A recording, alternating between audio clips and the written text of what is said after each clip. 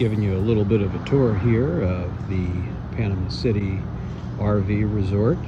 It's Sun Outdoors, some beautiful coaches. We gave you some education before. Those are Class A right there, some beautiful Class A coaches. That over there is a Class B, smaller, typically like Sprinter van kind of chassis. When you come to some of these RV resorts, you can actually rent cabins. So if you have friends that want to meet up with you or just join you, they can rent some of those neat little cabins. And in fact, friends of ours will be joining us this weekend. There's a beautiful coach right there. That's probably about a 46-foot Class A coach that's towing a Jeep behind it, and looks like they have some Harley Davidson motorcycles on the back. Back of Clark, we're towing something, or we're carrying something much lighter. That's my son's bike for his triathlon, his Ironman, that he's been training for the better part of a year. So it's going to be fun following him as in his adventures, in his Ironman adventures. He's been incredibly disciplined in his workouts and his diet, and he has a trainer all the way from Israel that's been helping him. Very proud of the young man. He's going to do great, and we can't wait to see him triumph as an Ironman. And here's Clark with his awning out, nice little patio here. When we got here, it was pretty hot. The sun was beating down. So anyway, that's some of the beautiful views here. We'll give you a little bit more as we wrap up on Friday. Good evening on a nice, beautiful Thursday night here in beautiful Panama City Beach, Florida.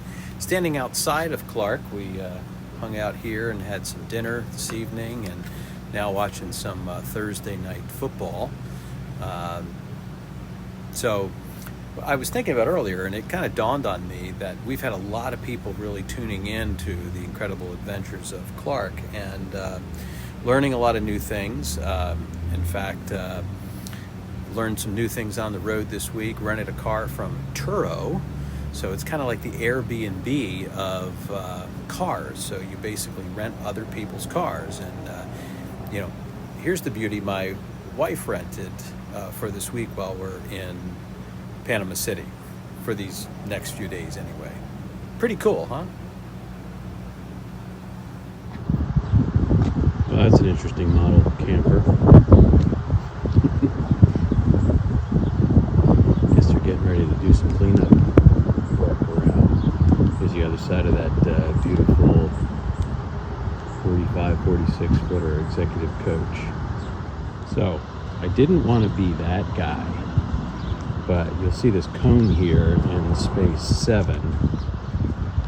So I was just wandering around the campsite yesterday, and people are like pulling through here and cutting through to get back to these spots back here, and it literally became a bit like a freeway. So didn't really want to go to the front office and complain, but the problem was getting worse, and some people were just driving crazy. And I was getting afraid that if my dog wandered off the site and would end up getting run over. Thank goodness we don't have any little kids. But so I went to the main office and apparently found out that it is against the rules to do this. And the woman said these residents over there know better, but they're not following the rules. So anyway, I asked them if they could just do something to cut down on the freeway traffic through this site right next to ours, and they were kind enough to come out and put a couple cones here to make that happen. I sort of told her that if I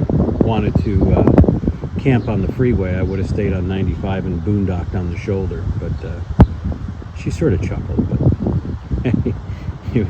I was nice about it. They're very friendly here, good people, and appreciate them putting these cones out. Makes life a little bit easier. Howdy everybody, just coming at you, giving you a little bit of view of literally where I do my work during the day. And when I have a driver, when I'm back here working, this is sort of the my headquarters and where I do my working. have my double screens here, as you can see, and that's tremendously helpful. So get a lot of work done here in Clark when I'm not driving, certainly. But it's a lot of strange hours when you're driving during the day with the refrigerator's open. Don't need any more air conditioning. But I get a lot of work during the day done, and sometimes when I'm driving, that work moves into the night or the very early morning, especially as we move into the central and western time zones, where I can start working really early and still be catching East Coast. So good stuff.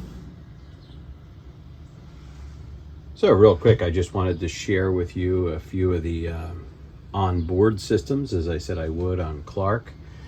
This is just a quick tutorial.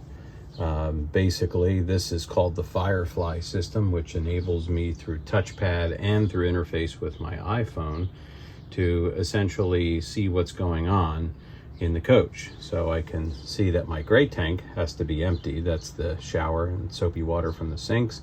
Black tank's at 67. LP is liquid propane. That's a 20-gallon liquid propane tank. Freshwater tank's 150 gallons, and you can see that's at 67%. I use this tank heat when the weather starts to get a little bit colder. Obviously, Clark gets winterized, and I'll actually take you through that process later on in the month when we're back and show you what we do to winterize Clark, because those tanks can't be sitting there with water in them overnight with freezing temperatures. So while we're running, we're okay, and I'll use the tank heaters. And when we're driving, it gets hot down there also. But I have sensors that I have installed where I can check the actual temperature of the fresh, the gray, and the black tanks, as well as the wet bay. This gives me all of my lighting control throughout the coach, including exterior and my cargo lights and my cargo cabinets. This gives me a status of my electrical. You can see we have 50 amp shore power coming in. That's then going through the transfer switch, through the breaker box, and through the inverter and the chargers, which are basically charging both our house and our chassis batteries. So when we're running without being connected to camp, we're obviously utilizing our batteries.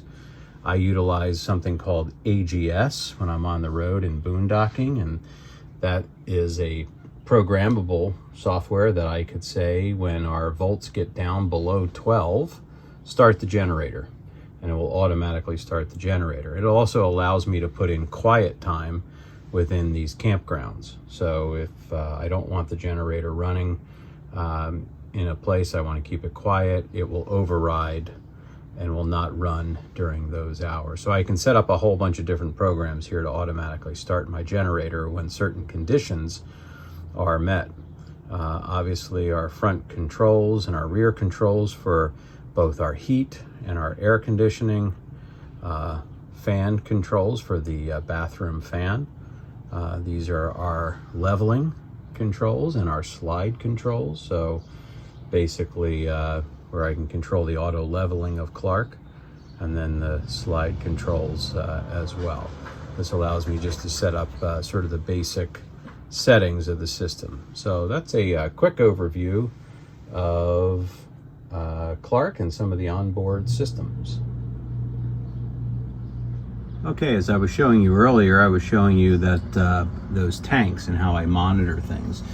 This is a sensor that I bought. I bought a bunch of those, 4 of those, to essentially help me to monitor my tanks. So I have a program on my phone that basically shows I have sensors on the black tank, the fresh tank, the gray tank, and the wet bay. You just saw the wet bay one. And you can see these are the temperatures that are in these different tanks. Obviously, I'm not concerned with freezing temperatures on these tanks while I'm in Florida, but the weather's going to start getting colder.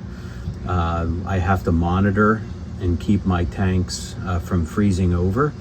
Eventually, as I said, we'll winterize Clark, but until then, I got to really make sure that I don't freeze. And as I come back later in November, I'm going to be hitting some cold temperatures in Illinois and Ohio, heading back on into Pennsylvania and New Jersey the day before Thanksgiving. And those temperatures could be pretty low. So as long as I'm running the coach and I'm operating and it does heat up under here from the road, it'll keep these tanks above freezing. Same thing with the tank heaters that I will put on. But once I'm storing Clark for the winter, I'm going to need to winterize them, and we'll show you how that's done.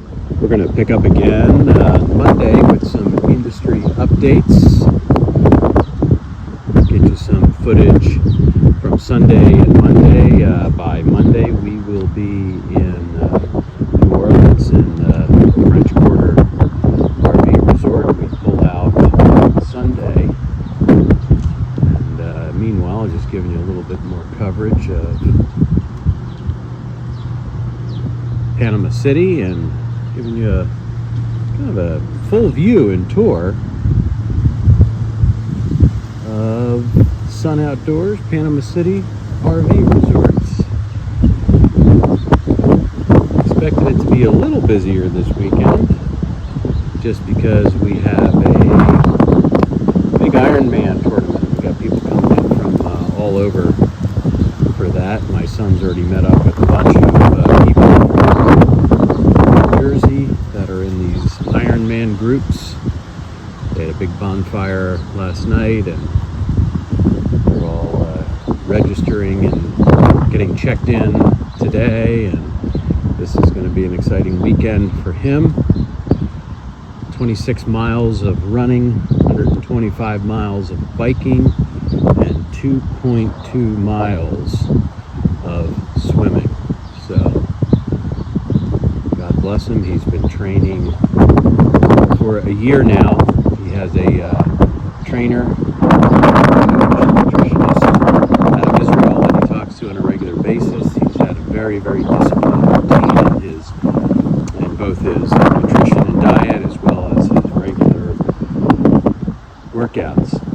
So good luck, Drew. You're going to kill it.